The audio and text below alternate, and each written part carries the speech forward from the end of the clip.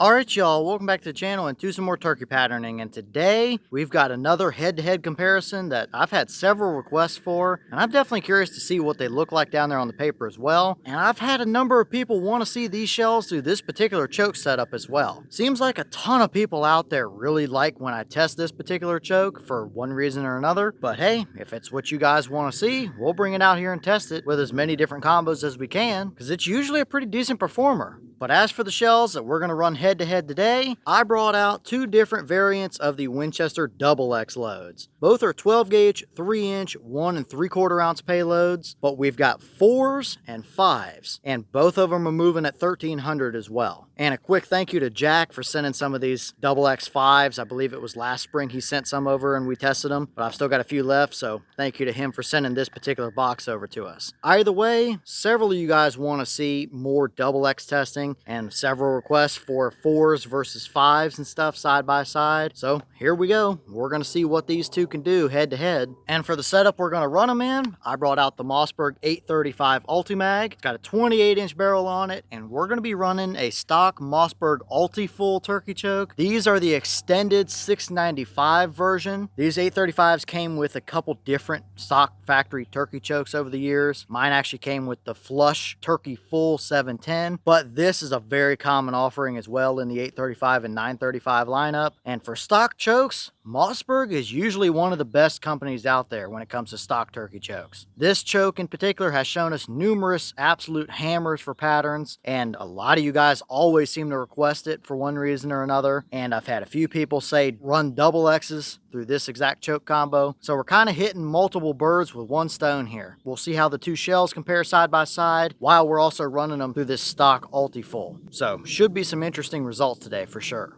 But as for today's test, everything is set up the same. We've got both targets side by side at 40 yards and the chrono to get our velocities. So let's get you guys a view of that target. We'll take both of our shots and we'll see what the difference is between the Double X 4s versus 5s, at least through this factory Mossberg 695 Ulti-Full. I expect some decent results, but let's take our shots and see what they're actually capable of.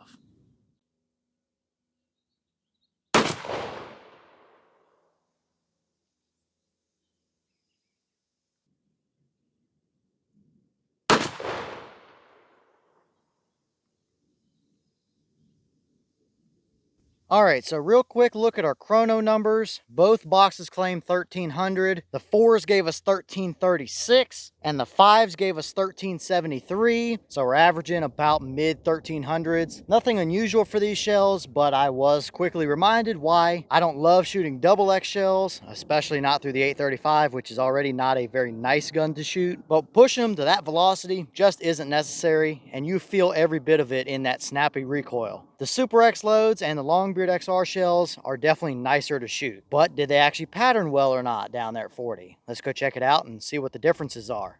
Okay, now we're down here at our 40-yard targets. We have the 4s on the left and the 5s on the right. And to be honest with you, I'm not overly impressed with either one. And just looking at these initially here, I don't think there's all that much of a big difference between them. The 5s might have some more pellets to work with in the middle of the pattern, but overall size and general characteristics of the pattern, probably about the same overall. But first up, we'll start over here on the left with our number 4s. We do have a dead turkey. There's 3 through the brain and another 1 or 2 down the spine. However, I do think our core favored a touch in front of that bird's head over here to the left. We do have a little bit of a cross breeze today that could have come into play a little bit, but either way, it wouldn't have really mattered where we put that turkey in that target. You're going to have just a handful of pellets through the head and neck area. No major tight hot core to it or nothing like that. It's not overly even neither. The bottom half of it, kind of in front of the bird's neck area, is definitely a little thinner than what we have up there in front of the bird's face. And we definitely strung our fair share of little splotchy flyers and stringy stuff and more stuff up there at the top, all around the edges here. So not all that impressive. Now, for a basic lead 4 shell, it's going to do the job out to 40 yards. At closer ranges, yeah, it's going to be a hammer. But I just don't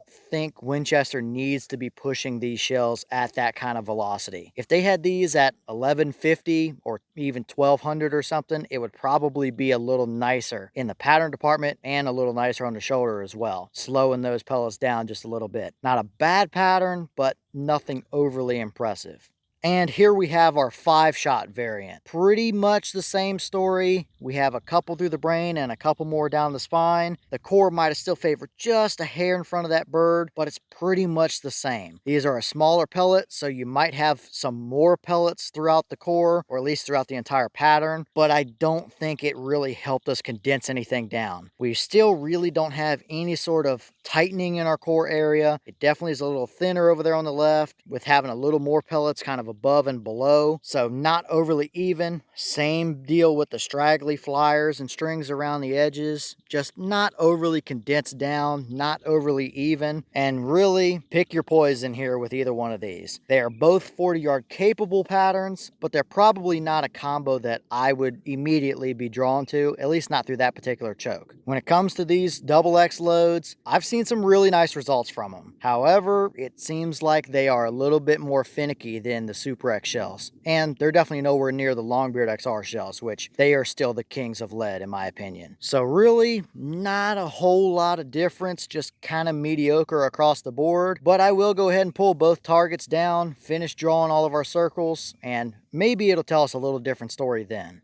All right, now I've pulled the targets down, I've drawn a 10 and 20 inch circle up, and we can tell that there really isn't a ton of difference between these two patterns. Kind of nominal number differences, probably just due to one being a 4 and one being a 5. Being able to have a handful more pellets in your pattern with the smaller shot size. That's probably about what we're seeing here. Again, we'll look over here with our 4-shot first. We have 66 pellets within a 10-inch circle and 106 additional pellets within the 20-inch ring. That is a 40-yard capable pattern. The turkey is not going to make it through that swarm of pellets, but it's not anything overly impressive either. The core isn't really hotter than the rest of the pattern. We might get a little thin at the bottom edge of the 20-inch ring as well as up here at the top of the 20-inch ring, and we have our fair share of little stringy flyers and bits around the outside edges. So not a bad pattern. It's just not anything to write home about necessarily. Now, looking at the two side by side, we might have a tiny bit more condensed of an entire pattern with these 4s. Maybe they preferred that 695 a little more than the 5s did, but I really don't think it's anything massive or drastic for a difference.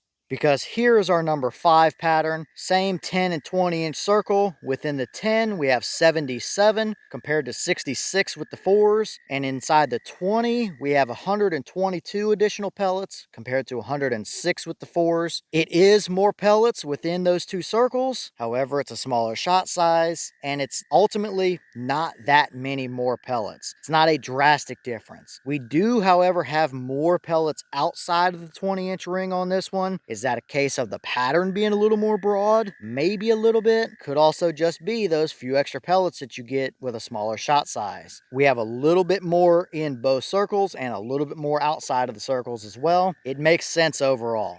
So pretty similar stories here between the two. Not a ton of difference with the core areas. The 5s are going to give you a few extra pellets to work with, but either one is going to do about the same job. It might just come down to what you can find, or if you prefer to have a few less pellets outside of your main 20-inch ring there, which kind of simulates your hunting leeway part of the pattern. So probably about what I expected to see between the two. If I had to pick, I'd probably still go with the 5s just because I have a few more pellets in there, but either which one is going to serve the same purpose overall. Not a massive difference between the two.